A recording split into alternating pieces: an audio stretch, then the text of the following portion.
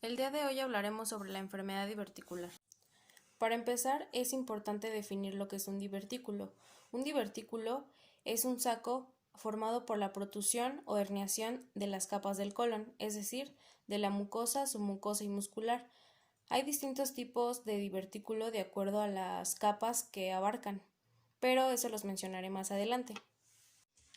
Pero ¿por qué salen los divertículos o cuál es el motivo? Se ha encontrado que el aumento en la presión intraluminal afecta la segmentación o los movimientos intestinales, haciendo que la presión se ejerza sobre las paredes del colon y no generen una onda de propulsión, y como tal se forma la herniación. También se basan en la ley de Laplace, que nos dice que la presión de las paredes de un cilindro hueco es proporcional al radio multiplicado por la presión dentro del cilindro. Esto habla de que entre menor diámetro tenga el cilindro, o en este caso, entre menos diámetro tenga el intestino o el colon, mayor presión se va a ejercer sobre ese sitio. Y recordando la anatomía, el colon sigmoides es una de las partes del colon que tiene menor diámetro, entonces en este sitio hay mayor presión y por lo tanto es el sitio en donde se presenta con mayor frecuencia los divertículos. Como tal, los divertículos se clasifican de acuerdo a las capas que abordan. Por ejemplo, están los adquiridos y los congénitos.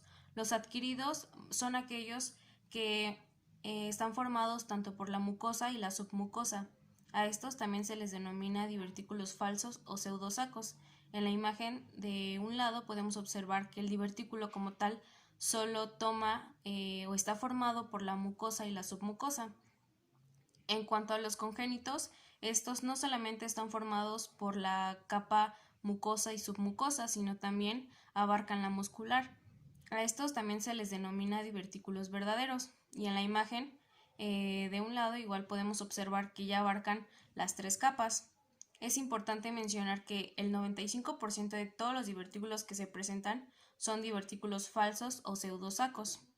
Además de que en los occidentales el lado más afectado en donde se presentan los divertículos es el lado izquierdo, en comparación con los asiáticos, que los divertículos se presentan con mayor frecuencia en el lado derecho. ¿Pero por qué aumenta la presión intraabdominal? Pues se han encontrado varios cambios tanto en la conformación del colon como en la motilidad. En cuanto a las propiedades del colon, se han encontrado cambios o engrosamiento de las paredes, así como el músculo circular eh, presenta corrugaciones. Hay un aumento de la deposición de elastina en las tenias, además de un aumento del colágeno que endurece las paredes del colon y las hace menos resistentes al estiramiento y por lo tanto que se tenga que ejercer una mayor presión. En cuanto a la motilidad, se ha encontrado que el proceso de segmentación, es decir, las contracciones, se realizan por dos austras vecinas de manera simultánea haciendo un circuito cerrado, es decir, haciendo que las fuerzas se ejerzan sobre las paredes del colon, y esto hace que se atrofie como tal el músculo y que se eh, produzcan los sacos o los divertículos. También se ha encontrado que la dieta baja en fibra hace que las heces sean de menor tamaño y por lo tanto que se aumenten las presiones intracolónicas a medida que el intestino genera presiones más altas para expulsar las heces. También se ha encontrado una disminución en el número de células de Cajal, las cuales son células encargadas de coordinar la actividad motora a lo largo del tracto gastrointestinal. Esto hace que las contracciones sean descoordinadas y que se aumente la presión intraabdominal. Es importante mencionar que generalmente los divertículos se presentan en el plano longitudinal entre las tenias mesentéricas y antimesentéricas. Uno de los lugares en los que con mayor frecuencia se encuentran los divertículos es el colon sigmoides, esto debido a su longitud y al engrosamiento de las capas que presenta, que hacen que se aumente la presión en este lugar. También es gracias al estreñimiento y al envejecimiento que disminuye su luz. Esto produce obstrucción funcional en la unión recto-sigmoidea con hipertrofia muscular y una hiperplasia celular y elastosis, que es la elastosis, una condición asociada al daño ultravioleta crónico sobrepuesto en piel del envejecimiento. La epidemiología nos habla que esta es una patología del siglo XX, pues antes de la Tercera Guerra Mundial solo se reportaba una tasa inferior del 5%. El 95% de los divertículos del colon afecta al sigmoides. Un 35% de ellos pueden desarrollar alguna otra alteración en otro segmento del colon. Se calcula que el riesgo aproximado de desarrollar enfermedad diverticular es del 5 al 10% al llegar a los 40 años de edad y se incrementa hasta el 70 y 80% al alcanzar los 80 años de edad. Se cree que esta cifra aumentará conforme la población envejezca en las siguientes décadas. La incidencia aumenta con la edad y al adoptar una dieta alta en consumo de carnes rojas, azúcares refinados y harinas, y baja en granos, cereales, frutas y vegetales. Del 10 al 20% de las personas con divertículos en el colon desarrollan síntomas, de los cuales del 10 al 20% requieren hospitalización. Menos del 5% de los pacientes con divertículos necesitan tratamiento quirúrgico. En el caso de la etiología, la dieta juega un papel muy importante. Se ha documentado que dietas ricas en consumo de carnes rojas y bajas en frutas y fibra vegetal acentúan los síntomas de la enfermedad diverticular. Además, a través del proceso de fermentación, producen ácidos grasos de cadena corta, que representan el principal nutriente para el colonocito. La fibra es un factor protector al incrementar el peso y el contenido de agua del bolo fecal y reducir la segmentación, la presión y el tránsito colónico. Otro factor importante es el uso continuo de antiinflamatorios no esteroideos. Estos están relacionados con el aumento de las complicaciones en la enfermedad diverticular. Existen dos mecanismos en los cuales se han relacionado con la etiología de esta enfermedad: los mecanismos de acción indirecto, los cuales van a causar una inhibición de la ciclooxigenasa, cuyo resultado es una menor producción de prostaglandinas locales, que representan un importante mecanismo para mantener el flujo sanguíneo mucoso y proveer una barrera mucosa efectiva. En el mecanismo directo, hay un incremento de la translocación de toxinas y bacterias, con lo cual ha sido relacionado a la enfermedad diverticular. El estado inmunológico del paciente juega un papel importante, ya que la administración de esteroides se ha acompañado de un mayor riesgo de perforación y complicaciones inflamatorias graves, así como el consumo de otros agentes inmunosupresores. Los opiáceos se relacionan con la elevación de la presión intracolónica y la disminución del tránsito intestinal, lo cual aumenta el riesgo de complicaciones en la enfermedad diverticular. El tabaquismo, gracias a la nicotina, disminuye la formación de colágeno, aumenta la motilidad del colon y la presión intraluminal, altera el flujo sanguíneo de la mucosa del colon, lo cual puede producir la enfermedad diverticular. Los antecedentes familiares influyen, ya que estos aumentan la susceptibilidad basal en la enfermedad diverticular. Para poder entender ya como tal a la enfermedad diverticular es importante clasificarla. El hecho de que los pacientes tengan divertículos pero que no presenten ningún síntoma se le va a denominar diverticulosis. Esta, al ser asintomática, el diagnóstico es incidental y de tratamiento como tal no se les da nada de tratamiento. Esta diverticulosis es más frecuente en pacientes mayores de 30 años y aumenta la incidencia conforme a la edad. Se presenta de igual manera en hombres y mujeres. Ahora, si tienen divertículos pero ya comienzan a tener síntomas, ya se le va a denominar una enfermedad diverticular.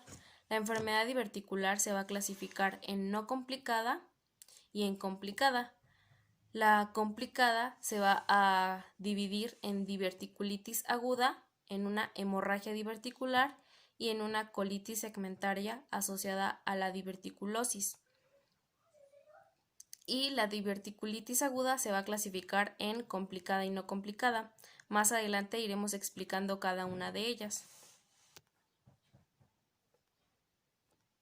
Comenzando con la enfermedad diverticular no complicada, o por sus siglas en inglés SUD, esta se va a caracterizar por ser una diverticulosis sin alteración, pero con inflamación macroscópica localizada. El cuadro clínico que van a presentar estos pacientes es un dolor tipo cólico constante, una distensión abdominal asociado a cambios de hábitos intestinales, principalmente diarrea, así como una disminución del calibre de las heces. También se describe que los síntomas que presentan tienen que tener una evolución mínima de 2 meses. Para diagnosticar la enfermedad diverticular no complicada se toma en cuenta la historia clínica, que nos va a dar tanto los factores de riesgo como el cuadro clínico del paciente. Después se realiza la exploración física y el estudio que se va a mandar a realizar es una colonoscopía. El diagnóstico diferencial de una enfermedad diverticular no complicada es el síndrome de intestino irritable, una colitis segmentaria asociada a diverticulosis y la malignidad. Es importante saber diferenciar estas enfermedades. Por ejemplo, el síndrome de intestino irritable se presenta más o con mayor frecuencia en aquellos pacientes jóvenes, es decir, aquellos de entre 20 y 40 años, en comparación con la enfermedad diverticular no complicada, que se presenta en mayores de 60 años. El síndrome de colon irritable se presenta con mayor frecuencia en las mujeres y es un dolor visceral difuso. En cambio, en el SUD es un dolor somático localizado. Además de que en el SUD va a tener positivo la calprotectina fecal en comparación con el síndrome de intestino irritable. Ahora, en cuanto a la enfermedad diverticular complicada, esta se va a caracterizar porque ya hay signos macroscópicos, radiológicos y serológicos de una inflamación. Este se va a dividir en diverticulitis aguda, hemorragia diverticular y colitis segmentaria asociada a la diverticulosis, o también denominado por sus siglas en inglés SCAT. En cuanto a la diverticulitis aguda, esta se va a producir gracias a varios fenómenos. Uno de ellos es la microperforación. Otro es la isquemia local, que nos puede llevar a la formación de un absceso o una fístula e incluso llevar hasta una sepsis. Otro factor es la alteración de la flora bacteriana, o también puede ser causado por la obstrucción por los fecalitos o por la dismotilidad. Hablando de la éstasis fecal, el tránsito se hace lento ya que los divertículos carecen de musculatura. Esto hace que los fecalitos obstruyan el divertículo y nos lleve a una diverticulitis aguda. Además de que las bacterias producen una respuesta inflamatoria. Otra teoría es que la diverticulitis es causada por los alimentos pequeños y particulados que llegan a obstruir el divertículo y por lo tanto aumentan la presión intraluminal, debilitando la pared de la mucosa y llevando a la inflamación del divertículo. Pero relacionado a este tipo de alimentos, se ha encontrado que las nueces y las palomitas de maíz como tal no ejercen un riesgo para favorecer la diverticulitis en comparación con el maíz, que se ha encontrado que sí tiene cierto riesgo de favorecer la diverticulitis aguda. En los pacientes con diverticulitis aguda no complicada, el cuadro clínico que presentan es dolor abdominal en fosa ilíaca izquierda o en el cuadrante inferior izquierdo. Este tipo de dolor es constante, que se puede irradiar a la espalda, al flanco ipsilateral, a la ingle y a los miembros pélvicos. También se puede encontrar distensión abdominal, fiebre, cambios en los hábitos intestinales, ya sea estreñimiento o diarrea, así como náuseas y vómito. El diagnóstico para los pacientes que tienen una diverticulitis aguda no complicada es mediante la historia clínica y la exploración física. Lo que podemos llegar a encontrar es una hiperestesia, una masa palpable, así como una distensión abdominal. El estudio que se le va a mandar a realizar es una TAC, ya que la colonoscopia está contraindicada en la diverticulitis aguda no complicada porque pueden tener riesgo de perforación. Lo que vamos a encontrar en la tomografía computarizada es el engrosamiento de la pared del colon e infiltración de grasa pericólica sin aire libre ni abscesos. En cuanto al diagnóstico diferencial de la diverticulitis aguda no complicada, está la enfermedad inflamatoria pélvica, la nefrolitiasis, el embarazo ectópico, así como la cistitis. En el caso del tratamiento por diverticulitis no complicada, el objetivo es mejorar los síntomas, prevenir complicaciones y evitar recurrencias. Se ha planteado el consumo de más fibra en la dieta, sin embargo, no está 100% comprobado, pese a lo cual aparecen muchas de las guías de práctica clínica, con una dosis recomendada entre 30 a 35 gramos por día.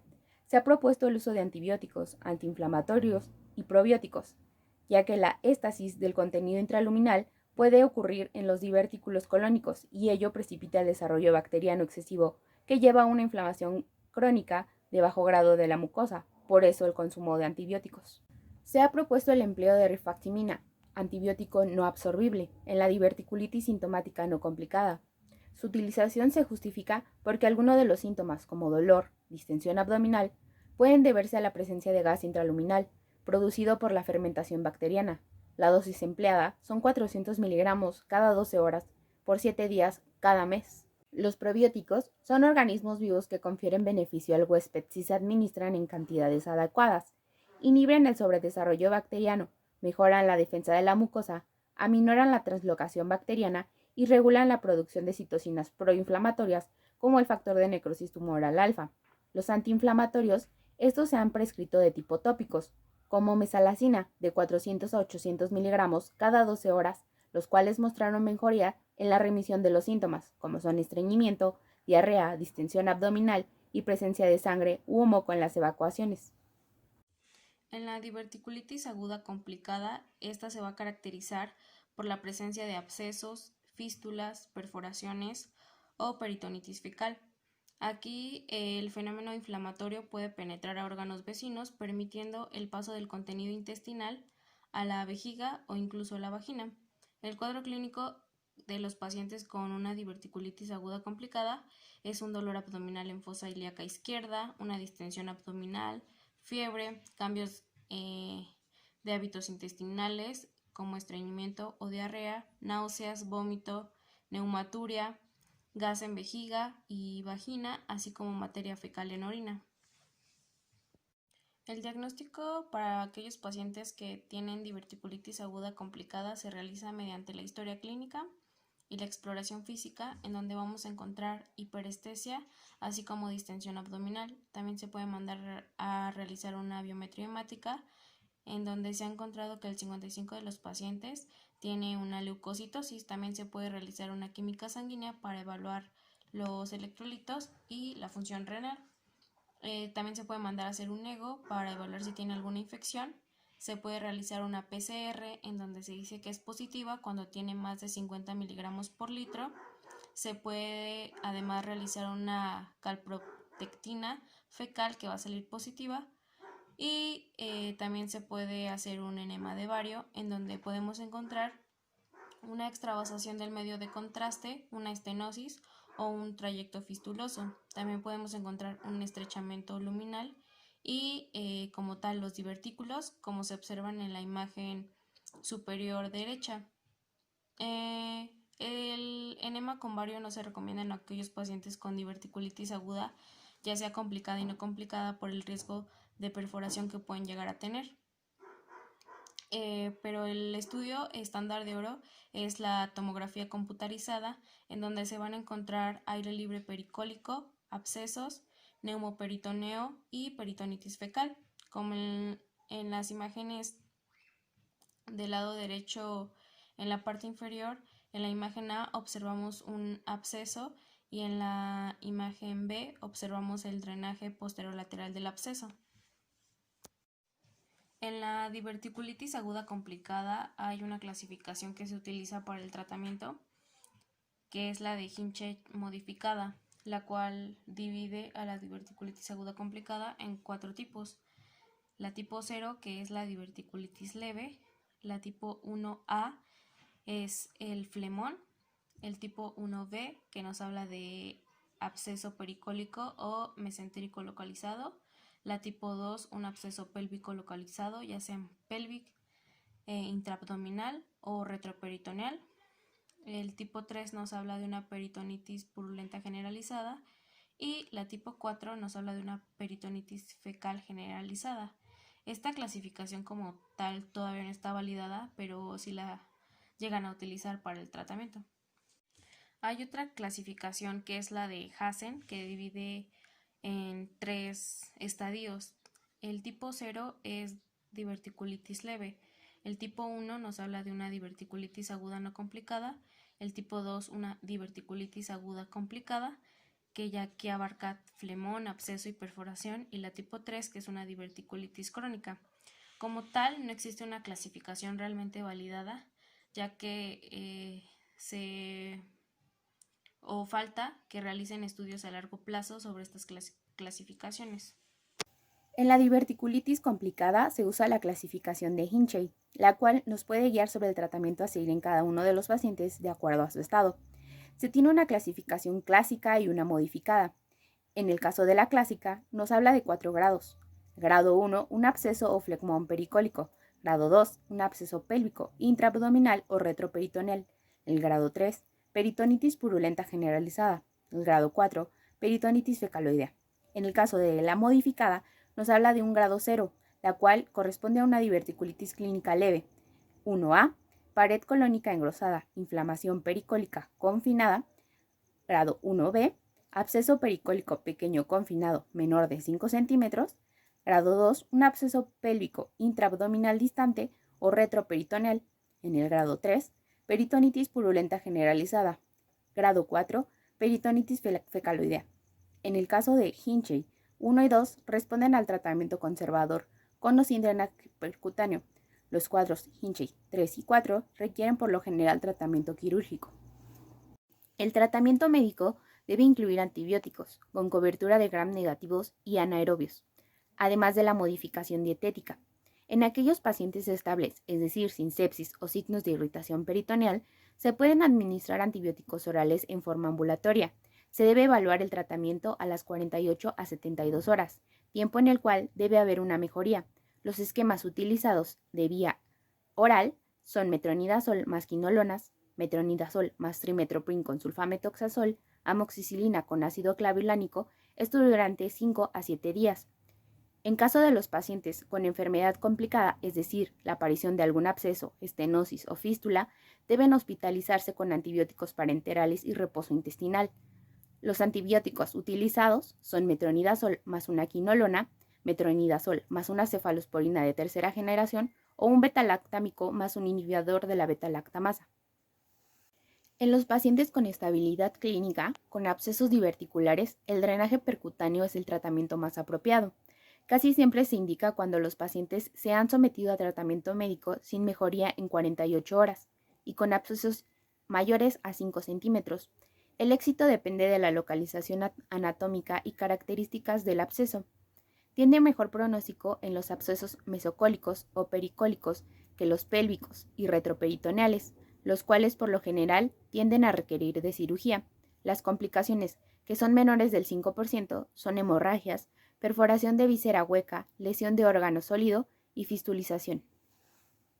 En el caso del tratamiento quirúrgico de urgencias, las indicaciones absolutas son perforación libre, peritonitis generalizada, obstrucción completa de colon, fracaso al tratamiento médico y pacientes inmunocomprometidos. El objetivo que tiene esta cirugía es eliminar el foco de infección, minimizar la morbimortalidad y mantener la continuidad intestinal. En el caso del procedimiento de Hartmann, implica la resección del segmento afectado, el cierre de un muñón largo intraperitoneal y colonostomía terminal, siendo la cirugía más realizada en urgencias y considerado actualmente como el estándar. La morbimortalidad, descubriéndose una infección de herida operatoria, es en un 29% de los casos, las complicaciones del estoma entre un 7 y 12% y una mortalidad del 15 al 30%. El tratamiento quirúrgico de urgencias se reserva para el manejo de la perforación libre, con la clasificación de Hinchey 3 o 4. El procedimiento de Hartmann fue descrito originalmente en 1923. Estaba inicialmente dirigido a tratar el cáncer de recto. Es un procedimiento en tiempos, en el que se moviliza y reseca el colon sigmoides, cerrándose el recto y realizándose una colonostomía. La colonostomía se cierra más adelante, a menudo a unos 3 meses después de la operación, con la restauración de la continuidad del intestino. Este procedimiento plantea problemas como una segunda operación, cicatrización rectal o dificultad para completar la anastomosis. En el caso de la colectomía no restaurativa o anastomosis primaria, esta es una cirugía que consiste en la resección del segmento comprometido, en un lavado colónico intraoperatorio y posteriormente anastomosis primaria. Se puede utilizar en pacientes con la clasificación de Hinchey 1 y 2, que evolucionan con una peritonitis. Este elimina el foco de infección y evita el riesgo de una fuga anastomótica. En el caso del lavado peritoneal laparoscópico y drenaje, este consiste en el lavado extenso y meticuloso de todos los cuadrantes mediante 12 a 15 litros de solución y con cierre de la perforación con parche de piplón o fibrina. Se colocan drenajes y se evita la construcción de un estoma. La aplicación de esta técnica es una alternativa válida en pacientes relativamente sanos, jóvenes y clínicamente estables. En la diverticulitis aguda complicada pueden aparecer abscesos, fístulas, estenosis o perforación. En el caso de los abscesos, se producen después de una perforación limitada y sellada. El tratamiento va a depender de las características clínicas del paciente. Las fístulas son infrecuentes, entre el 6 y el 15% de los casos. Las más frecuentes son las fístulas sigmoideo-vesicales, pero pueden haber fístulas en el intestino delgado, vagina, perineo y cutáneas. En el caso de la estenosis, se presenta en 10% de los casos y la mayoría de las veces tiene un inicio lento y secundario a procesos consecutivos, como lo dijimos, a diverticulitis. En el caso de la perforación, esta es rara, pero puede tener consecuencias graves, con peritonitis fecal y septicemia y tasas de mortalidad elevadas entre el 6 y el 48%. La formación de un absceso diverticular complicado depende de la capacidad de los tejidos pericólicos de controlar la diseminación del proceso inflamatorio. En general, los abscesos intraabdominales se forman por fuga anastomótica en el 35% de los casos o por una enfermedad diverticular en el 23% de los casos.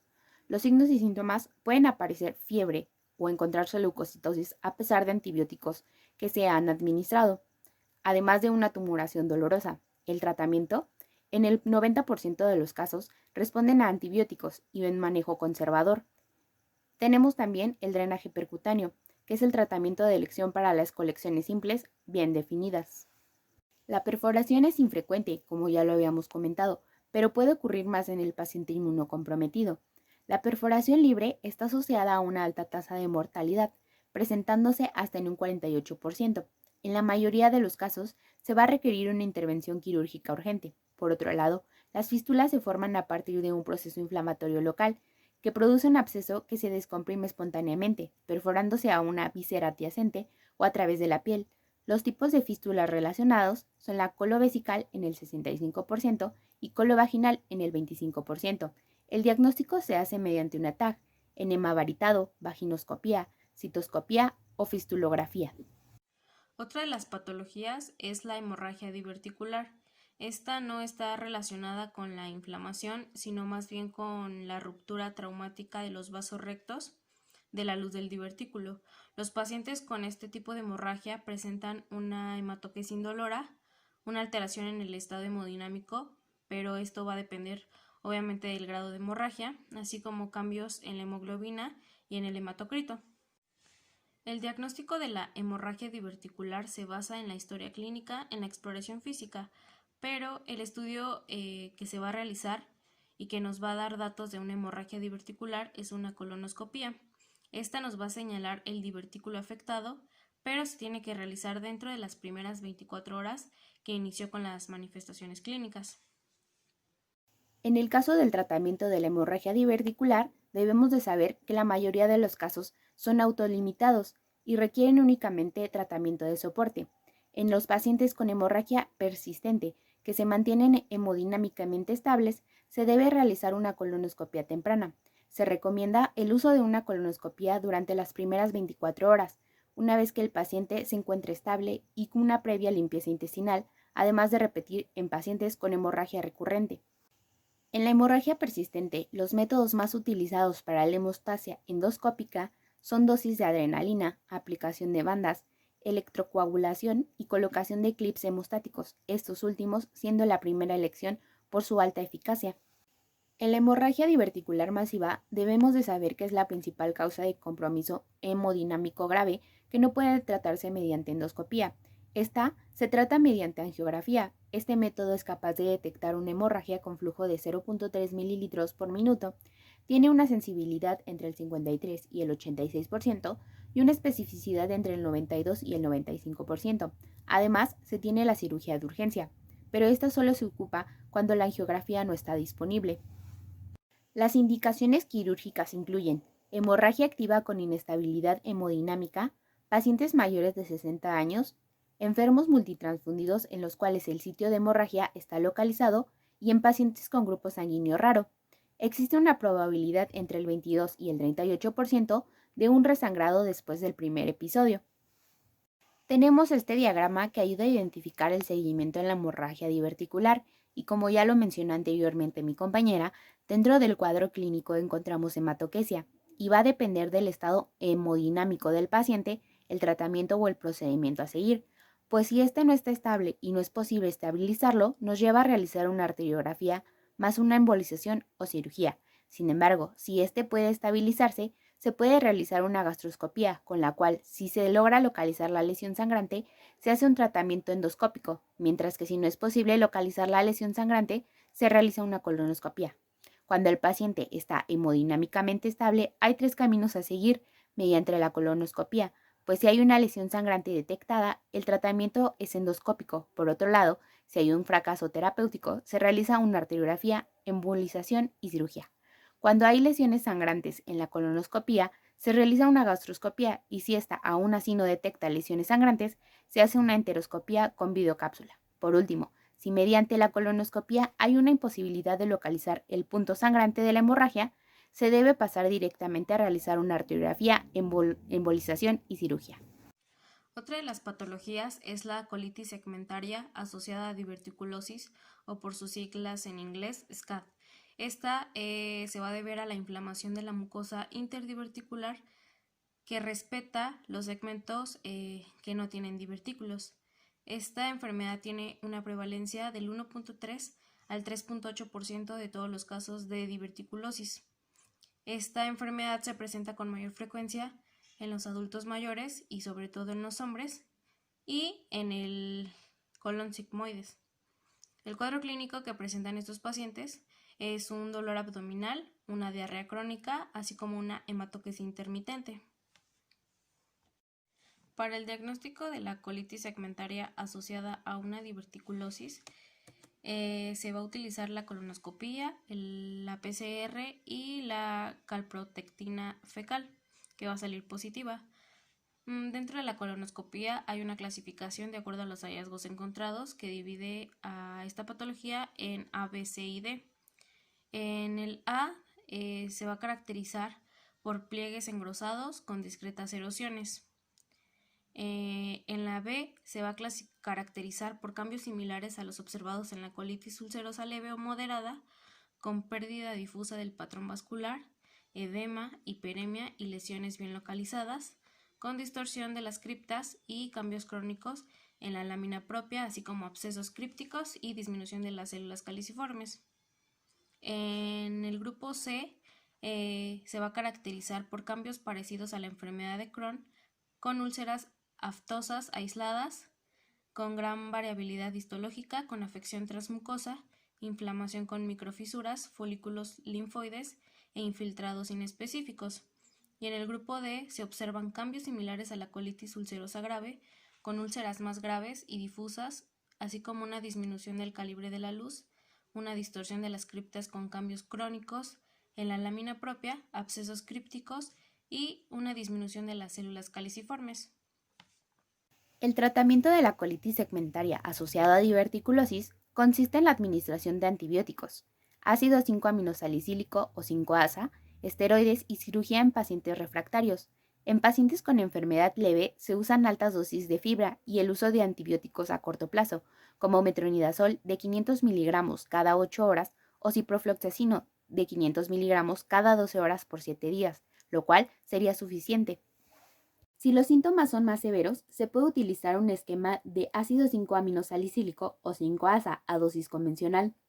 Un ejemplo de estos es la mesalazina, que es un fármaco de la familia de los salicilatos que presenta propiedades antiinflamatorias características, lo que lo hace muy utilizado en procesos inflamatorios intestinales. La dosis, si es con comprimidos, es de 500 miligramos y 1 gramo en dosis máxima, supositorios de 500 miligramos y 1 gramo. En casos más severos, se puede asociar a esteroides orales. La cirugía está indicada siempre que la colitis ulcerosa haya sido descartada. En la diverticulitis del lado derecho, esta se presenta en el ciego y en el colon ascendente. Esta generalmente es asintomática, pero puede presentar dolor en el cuadrante inferior derecho, hemorragia y existe un proceso inflamatorio clásico. Es más frecuente en pacientes con secuelas de inflamación crónica, incluidas fístulas, estenosis y obstrucción. El diagnóstico diferencial se hace con apendicitis. El tratamiento es el mismo y puede agregarse diverticulectomía por patología confinada a un área focal o una hemicolectomía derecha. En la diverticulitis del lado derecho, esta se presenta en el ciego y en el colon ascendente. Esta generalmente es asintomática, pero puede presentar dolor en el cuadrante inferior derecho, hemorragia y existe un proceso inflamatorio clásico. Es más frecuente en pacientes con secuelas de inflamación crónica, incluidas fístulas, estenosis y obstrucción. El diagnóstico diferencial se hace con apendicitis. El tratamiento es el mismo y puede agregarse diverticulectomía por patología confinada a un área focal o una hemicolectomía derecha.